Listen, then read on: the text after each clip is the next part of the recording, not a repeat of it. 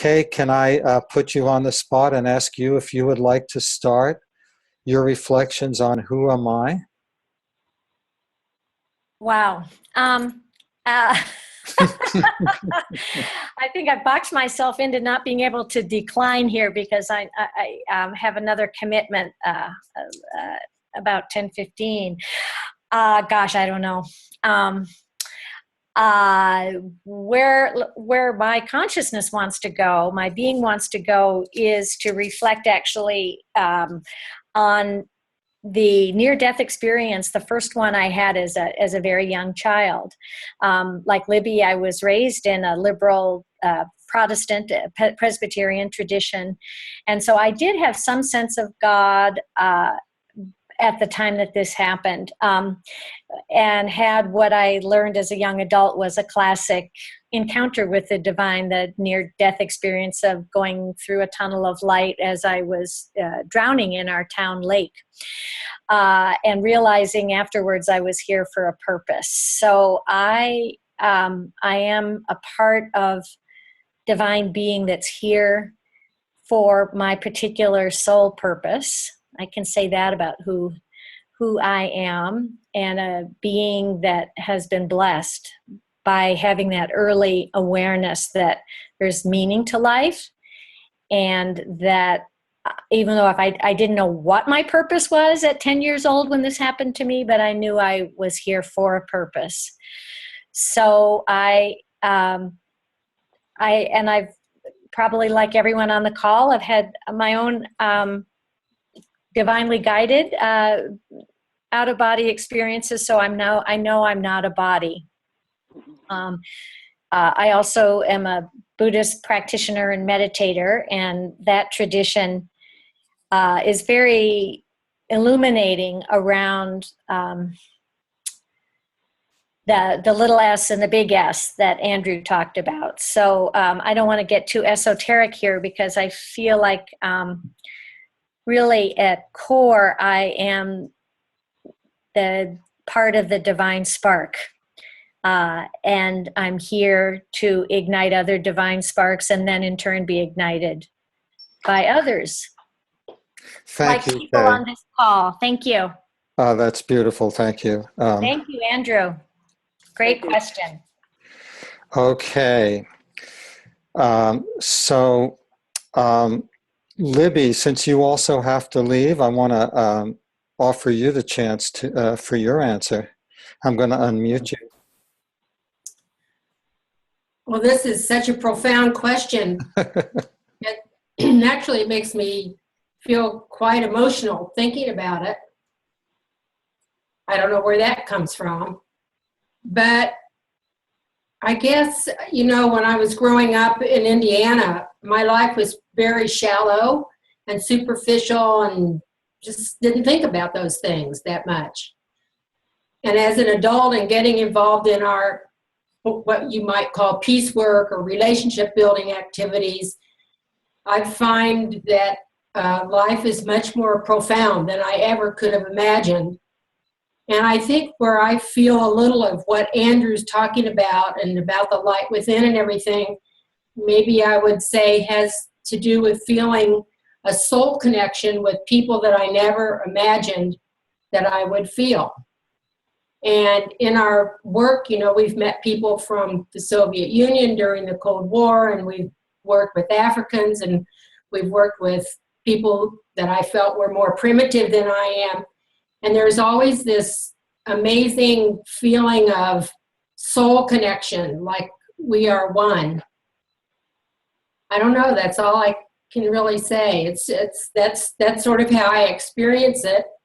And this is very intriguing to me to think about the light within and fear of death. And there's a part of me that almost feels that death could be a welcome. You know, sometimes life gets so challenging, you think, oh, the beyond might be really nice. And you don't have to worry about all this violence and hostility that we read about in the paper every day. So I try to focus on the positive and that soul connection to the people of the world, and just having to believe in my heart that we really are all one and all very connected. So I thank you for bringing all these deep thoughts to our attention, and it gives me a lot to ponder in the days to come. Thank you, Libby. I'm going to ask any of the rest of you who are visually on the screen to let us know if you'd like to speak next. Isn't there a way to raise our hands somewhere? You can just go like that, but anyway, Oh. Nipun, you're on. Oh, that was not my intention. I can go. Okay. In terms of death, I mean, it's who am I? Of course, it's like the eternal question. I think more than the answer for me, just holding the question has been important. I remember, I think in the '89 earthquake, I was on the second floor of an apartment complex where we used to live, and the whole building was shaking. And I thought, my mom ran down, my brother went down, and I was on the phone with my friend, and I was on the bed, and I thought my brother was jumping on the bed initially, and I soon realized that the whole building's shaking, and I thought I was going to die. And then I realized, oh, now I know why my mom was calling me. I should have paid attention. And I didn't know how, I mean, it probably lasted, I don't know, 20 seconds or something. But in that time, I thought I was going to die, and I didn't know how I was going to respond. I mean, this is not the kind of things it's completely unscripted. I must have been in eighth grade. I went in the closet and I just started, out of nowhere. I don't even know how I came up with this idea, but I was like, I just need to sit straight and I need to start chanting Om. And I started chanting Om. And so I was like, interesting. So I think there's a lot of subconscious stuff that we all probably have that we're not in touch with, even sometimes when we have these beyond the material body sort of experiences. And I think unpacking that is probably one of the greatest focuses of foci of our life. So I don't know if I have an answer to who am I, but I think I've had insights into how holding that question and watching how our answers change is a very significant part of the process. Beautiful, thank you. Wow. This is a wonderful question. Anybody else who is visually on the screen would like to speak at this point and signal us? If not, I'll just call on people. Ari, there you are. I'm going to unmute you. You're on. Thank you, Arye. I'm reflecting on this question. I think the reason why it feels uncomfortable to give a single answer is because when I feel like I'm touching into my wisdom, it's to realize that to hold two opposite ideas feels more consistent with my experience of what's true and who I am. And so there's a quote I'm thinking of where this teacher says, heart says I'm everything. Wisdom says I'm nothing. In between these two shores, I live my life. And I think there are times where the who I am is sort of empty. It's this non-self that Nipun mentioned in his chat. Where there's no Ari. There is just smelling. There is just touching. There is just seeing. Those are just. But there's no actual person doing those things. It's just the senses. And then there are times that there is something that feels like there is every, like, I am you, I'm Nipun, I'm everyone on this call. I'm like this, all that exists is me. There is nothing more. And they both seem right to me. And they both, but they also both seem inadequate. So I guess that sort of feels alive for me right now. Thank you, Ari. Yeah. Anyone? Oh, Diane, let me unmute you. Thanks, Ari. Yeah, just following up on what Ari said. Who am I? And also, the previous speaker, I think, was Apun, Yes. about holding the question. That seems to me to be a lives long practice, holding the question. But I just wrote down, I am a body, and I am a spirit, and I am a soul, and I am a mind, and I am great mind. So there's something about holding the continuum between matter and pure consciousness, or energy and pure consciousness, that seems to be guiding the path in some way. And I just wanted to share these words from Psalm 139, which I had the honor of actually moving with dancing to a couple days ago at the conference that I was at on deep ecumenism. This is a psalm that our Rebbe, our Tzaddik, Reb Zalman, asked his community to be studying while he was in his final illness. And it was a great gift not only to him to support him in this transition that he was exploring and his movement into the light, but for each of us, we got a hit of that exploration for ourselves. And so it seems to me this psalm is about, the words of this psalm is about the precipitating out of that you-ness that we then turn and address, which is also the usness, which is the all, which is the Or Ein Sof, the infinite light that we speak of in Jewish mystical tradition. So it begins, I'll just read the first line in Hebrew, and then I'll read the English translation that I did of these verses. Ana elech meruchecha ve'ana mipanecha evrach. Where can I go from your spirit, and where can I flee from your presence? If I ascend to heaven, there you are. And if I descend to hell, behold, you.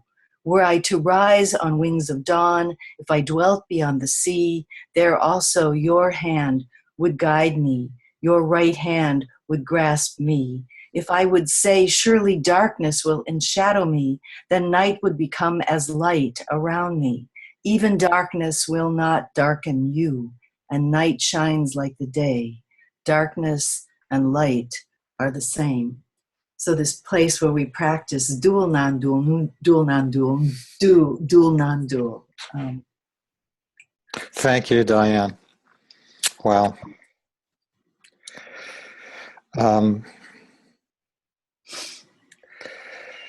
Anybody else want to step forward at this point before I call on you?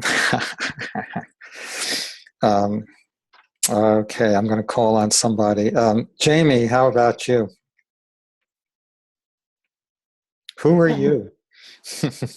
Well, excuse me. That was the question when I begin with my meditation. So I have been questioning myself, who am I? And now I don't have that question anymore because it's constantly changing.